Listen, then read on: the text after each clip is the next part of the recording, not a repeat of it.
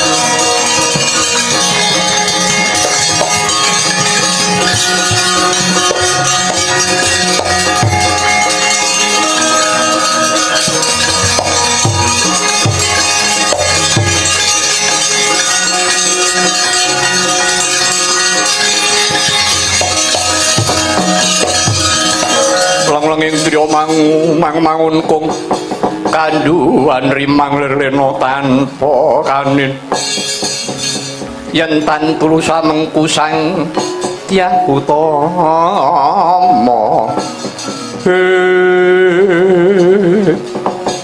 tawas padake iki kaya Yayat Nyanadewa. Inggih Kakang Prabu kula ingkang sowan. Ana wigati apa Yayi? Jadi perpekilawan pun Kakang. Kakang Prabu ngaturaken kauningan. Dinten menika ketiwasan negari Timpurarna. Ketiwasan kepiye? Kakang Mbok Atnyanawati mentar saking Ndatraya negari Timpurarna. Garwaku Yayat Nyanawati uncat saka jroning Kedaton. Kawula nuwun iki. Apa Siadi ora nyumurupi inggih? Malah manut aturipun Abdi Parkan. Menika matur ngesanipun Kanjeng Rama menawi Kakang Mbok Atnyanawati menika tetela nguncati saking negari Timpurarna. Arangkat kaliyan ingkang rayi Kang Raden Samba. Lho.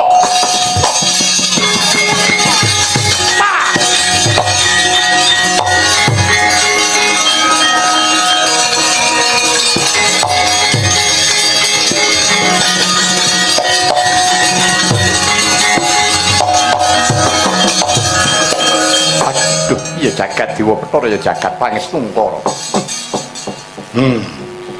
Dadi cetane mono Yayat Nyanawati dina iki arangkat kelawan Samba. Kawula nuwun inggih Kakang Prabu. Wah. Lalakon kok kaya mengkene. Aku kudu kepiye iki? Ya wis. Wis kecandak unduraning perkara. Atnyanadewa layak to layak Mbak Yumu Yayat Nyanawati leledo lelewo ora gelem nglanggati kelawan pun Kakang lan pun Kakang sejatine ya wis krasa rikala pun Kakang iki ditemokake dawuhing manten rikala semono sing disembah kuwi dudu pun Kakang sing disembah ora Samba nanging rikala semono aku bisa meper kelawan kekarepane atiku mbok menawa apa bledra-bledruning penyawang klira-kliruning tumindak ora dadi ngopo jebul nyatane Atnyanawati leledo-lelewo nyuwun pundutan kon gawekake dalan kenceng wis saka Trajutresna teka Ndarawati tanpa minggok apa pancen iki mung kanggo nampik ala dune karo aku tanpa guna uripmu stijo ngatasi putra ratu rabi pisan kala wae kok dadi kembang lambi ya wis Atnyanadawa wis kowe bali yo lakon iki tak rampungne mekaten Kakang Prabu ya wirang bebarang yen to nganti aku pasulayan karo Samba ki adikku padha-padha putrane Kanjeng Rama Prabu Sri Bathara Kresna yen to padha pasulayan ora prayoga malah dene wis ketemu nalarku pedah apa aku ki nglabuhi wong ora tresna karo uripku yen to pancen Nyanawati tresna kelawan Sisaka bakal tak pasrahake rila golek sing batin wis kowe bali marang Timpura Retna.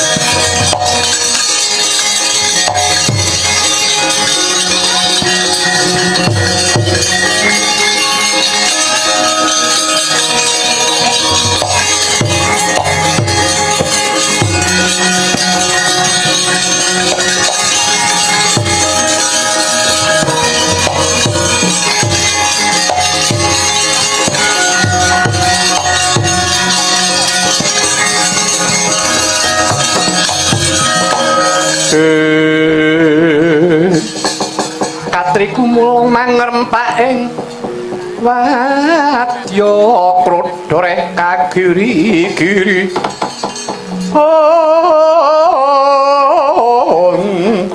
kagiri magawe ya gelar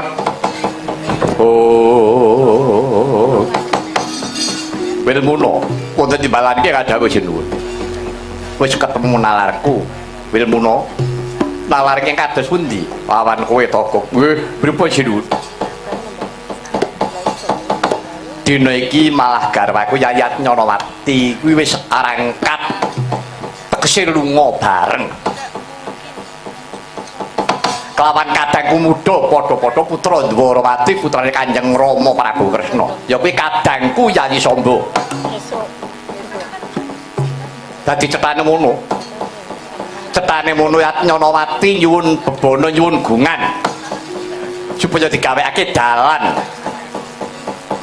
wiwit saka Trajutresna tekan Dwarawati sing bener tanpa minggok kuwi mbok menawa ya mung kanggo lame samudana kanggo nampik ala durune karo panjenengan ingsun ning kepiye meneh Wilmuna iki kebajut bubrah kahananing Gadamadana iki keparingipun sinuwun Wilmuna timbangane dadi kembang kocapan Yayat Nyanawati malah tak pasrahake pisan kawan Samba nanging dina iki aku kudu matur nuwun Kanjeng Rama Prabu Sri Bathara Kresna karben padha padhang ora ngemu jubriya siji lan sijine lha pedah apa to kok yen to aku iki mung belane wong sing ora tresna karo aku upamane yen to karo aku Yayat Nyanawati tak pasrahake Samba kanthi Ragawa piye kok oh sae niku mayogyane sanget teksipun panjenengan saged ngreksa asmaning tiyang sepuh ngreksa asmaning kula warga nggih niku jan sae timbang dadi rebutan pun diserahke ngoten mawon kula yen nggih nate nglampahi yo ngoten lho iki tenan kok ya piye kowe ora ngrasake kepareng matur sinuwun ya Wilmuna piye menawi paduka sinuwun ngaten nggih monggo namung tumrapipun kula rajan kula menika namung kewan peksi ning kula nggadahi atek-atek atek-atek piye sedumuk bathuk senyari bumi ngono inggih najan to senyari ning bumi kathah kemawon ing sami rebatan bumi najan to namung sekilan menika kala mangsanipun dados geget dados gendra menapa malih sedumuk bathuk mongko bathuke wong ayu ora ngono ta kuwi nyatanipun atos dipun tohi inggih menika bondo ingkang awis piyambak inggih menika nyawa jalan mboten perkawis putrinipun nanging asma paduka sinuwun Prabu Bama ing atase Narendra Trajutresna Prabu Bama Narakasura kang wis kondhang kalok Kajanapriya bojone direbut kok enak wae kok malah diserahke menawi kula nggih mboten tetep kula kuwi dipun labuhi ngaten pecahing dada utaing ludira.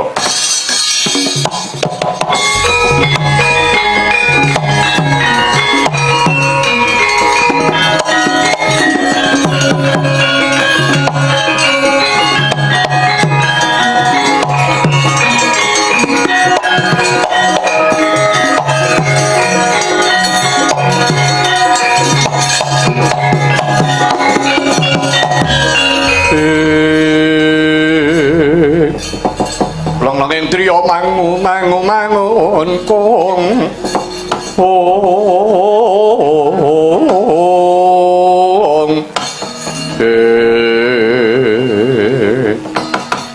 wah kok malah bingung rasane ngatiku kuwi nemono. Yo wis saiki ngono bae.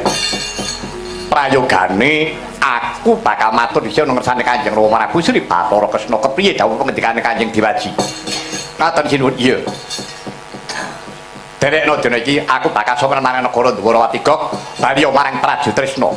Arksanen negara Trajutresna aja nganti ana tukulane mungsuh trubusaning satri ya, Kok. Wis takon dawuh paduka sinuwun.